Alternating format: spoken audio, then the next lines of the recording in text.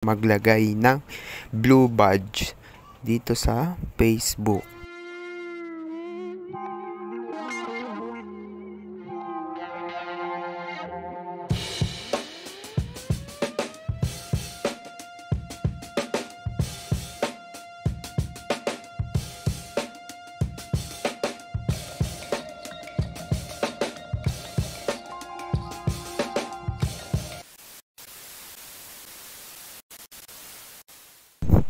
Hello guys! Welcome back to my YouTube channel. For today's vlog, ituturo ko sa inyo kung paano nga ba maglagay ng blue badge dito sa Facebook.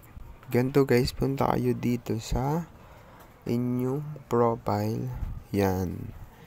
Then, para malagyan nyo guys ng blue badge, click nyo itong tatlong dot. Yan. Then dito guys, may makikita kayo dito na Meta Verify. Yan.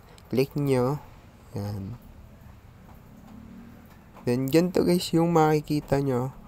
Yan. Yung kulay blue na check. Yan. Dito guys, ito yung mga kanyang build trash. Yan. With Meta Verify. A verify badge. Increase account protection. Support when you need it. And unique sticker. Yan. Magkakagayaan kayo guys. Then, next nyo lang. Yan. Then, ganito guys yung inyong mangyayari sa inyong pangalan. Yung, katulad yun sa akin, Bowa Alvin. Then, meron check na kulay blue. Yan.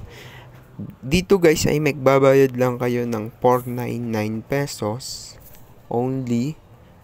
Then, magkaka blue badge na kayo guys. Yan. Then, payment to tayo. Yan.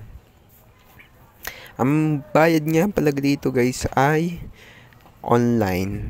Yan. Online siya guys. Yan. Hindi tayo guys magbabayad dahil pwede kayo magbayad dito sa GCash. Yan. Ganyan guys ang magbayad ng Meta Verify. Yan, yung blue badge. Yan. Kailangan nyo ng GCash. Yan, ilink nyo lang dito guys yung GCash. Pwedeng bank payment. Yan, basta kayo ay may bank payment or GCash. Yan, then subscribe. Then magbabayad kayo ng 499 pesos para kayo ay magka blue badge. Then hindi ko na yan isusubscribe dapat at hindi ko na isusubscribe at tutorial ko lang yan sa inyo. Tinuro ko lang kung paano nga ba magka blue badge. Yan. Ganun lang guys kadali. Sana may natutunan kayo. Huwag nyo kalimutang mag-subscribe, like, and share.